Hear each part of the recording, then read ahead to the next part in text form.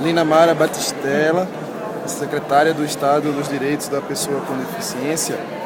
Na sua opinião, hoje em dia, é possível um visitante chegar em um museu e fazer uma visita autônoma? Quais os museus das cidades que podem oferecer esse tipo de experiência hoje ao visitante? Alguns museus hoje já são clássicos, como é o Museu do Futebol, o Museu da Língua Portuguesa, a Pinacoteca. O próprio Museu Afro-Brasileiro tem uma incrível condição de acessibilidade. Agora, a gente quando fala em visita autônoma, a gente precisa separar o que é uma visita guiada, que interessa a qualquer público, porque você tem a oportunidade de identificar de forma mais pedagógica, mais didática o acervo, e o que é você ter a obrigatoriedade de um guia para acompanhar. Então, nesses museus, você consegue se locomover sozinho.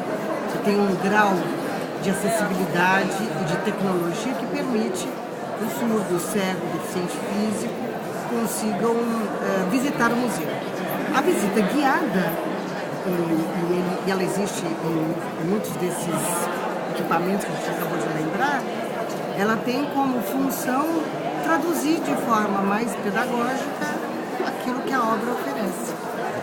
Eu sei que não depende diretamente da Secretaria da Pessoa com Deficiência, mas dois dos museus que a senhora citou, eles na verdade não têm uma acessibilidade física completa. Por exemplo, para o cego não existe piso podotátil, e além da questão do braille, que também não tem, as identificações em braille que são importantes para uma visita autônoma. Está falando do afro-brasileiro? O afro-brasileiro e o da língua. Ele tem a rampa, mas não tem a indicação do caminho. Então, mas os dois estão em processo de implantação. E veja que essa questão da acessibilidade é um conhecimento que foi se aprimorando.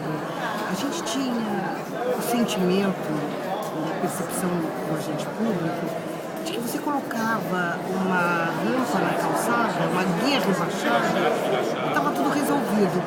Então agora você fala, isso não é importante? Não, é muito importante. É a clareza de que o poder público está lá presente. É suficiente? Não, não é suficiente. Agora, é um processo em construção. Por isso que nós estamos fazendo com que esse edital anime, estimule o agente, o gestor, a se organizar de forma mais ampla. Embora exista a lei, e a lei deve ser cumprida, nós achamos que é oportuno ensinar a usar a lei de forma mais adequada. E como você acredita que pode ser feito esse processo de maturação da acessibilidade como política, né, na direção, entre os funcionários de cada museu, porque é algo que depende não só do Estado, no caso, como também do próprio corpo de funcionários. Como tornar os museus como um todo, né? A gente tem vários museus estaduais e a gente pode citar dois com acessibilidade ampla e outros dois talvez com um pouco abaixo, mas assim, no estágio legal, só que temos vários museus que ainda estão longe disso. A primeira etapa de qualquer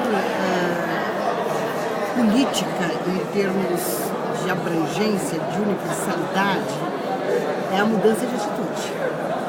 Quando a gente está falando em aprendizado, o que é o aprendizado? O que é você mandar uma criança para a escola e oferecer conteúdos?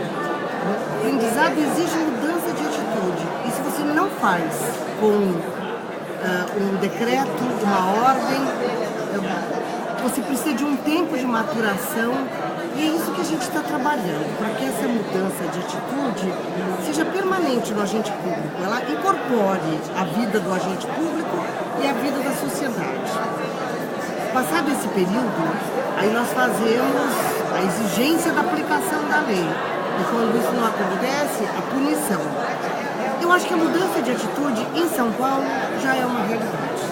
Agora a gente vai destinando recursos para que a atitude vire ações práticas que favoreçam a presença e a fluidez da pessoa com deficiência.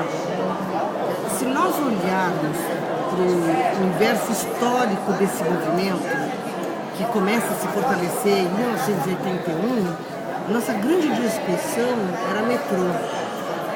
A A gente tomava as estações do metrô, brigava com os agentes de segurança. Hoje alguém está discutindo a acessibilidade do metrô? É natural. Ninguém pensa em construir um metrô sem estar acessível. A gente ainda tem algumas dificuldades no transporte, mas o metrô está definido.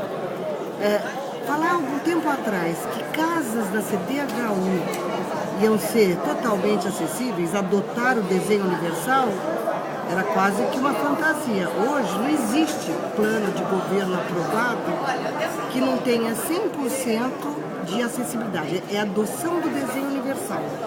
Então, veja, você vai incorporando a proposta, você vai incorporando a atitude de maneira progressiva. Construía-se hospitais completamente inacessíveis.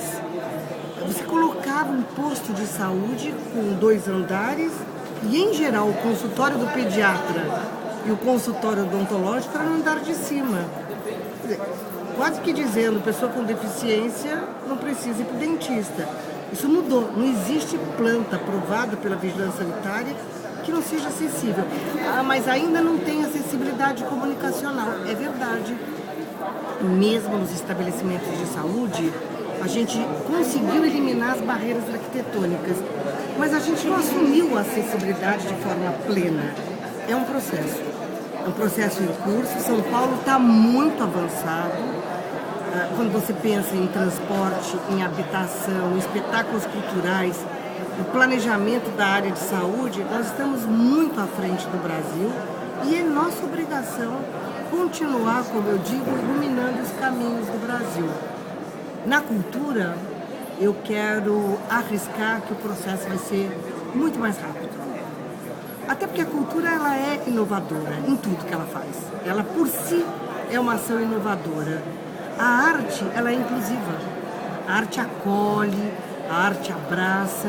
Então, na medida que você acena com uma necessidade, o artista encontra soluções. Então, eu acredito que na arte, na cultura, isso vai acontecer de forma muito mais plena e num tempo muito mais curto.